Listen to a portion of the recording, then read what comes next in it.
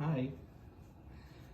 ఇప్పుడున్న కాలంలో busy life, work, పిల్లలతో ఎగడం ఇవన్నీ చూసుకొని పొద్దున్న లేయాలంటేనే కష్టం.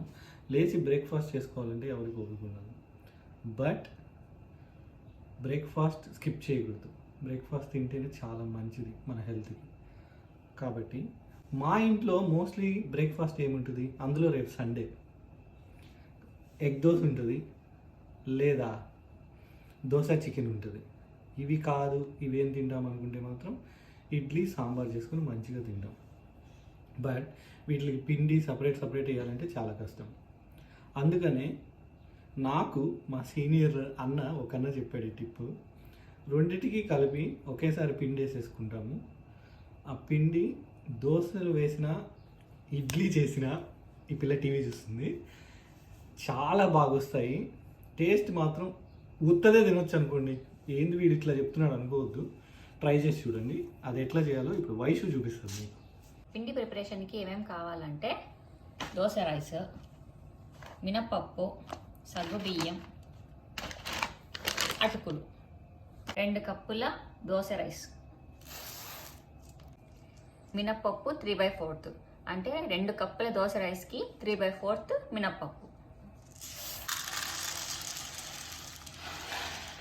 ఇది 1/4 కప్ సగ్గుబియ్యం, 1/4.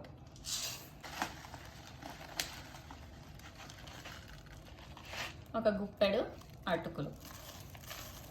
నేను ఈ కప్ ఎందుకు తీసుకున్నానంటే ఇందులో మెజర్మెంట్స్ అనేది మార్క్స్ చేసి ఉన్నారు. 1/4, హాఫ్, 3/4 మార్క్స్ చేసి ఉన్నారు.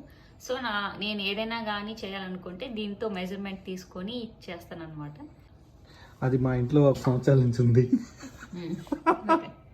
ఇప్పుడు ఇవన్నీ బాగా మిక్స్ చేసేసి ఒకసారి వాష్ చేసేసి 6 అవర్స్ సోక్ చేస్తే సరిపోతుంది. ఇలా 1-2 సార్లు వాష్ చేసి 6 అవర్స్ వరకు నానబెట్టాలి. తర్వాత 6 అవర్స్ అయిపోయాక గ్రైండర్లో వేసి మెత్తగా రుబ్బుకోవాలి. గ్రైండర్లో లేదంటే మిక్సీలో కూడా వేసుకోవచ్చు. బట్ గ్రైండర్లో ఏంటంటే మెత్తగా వస్తాయి దోశలైనా ఇడ్లీలైనా.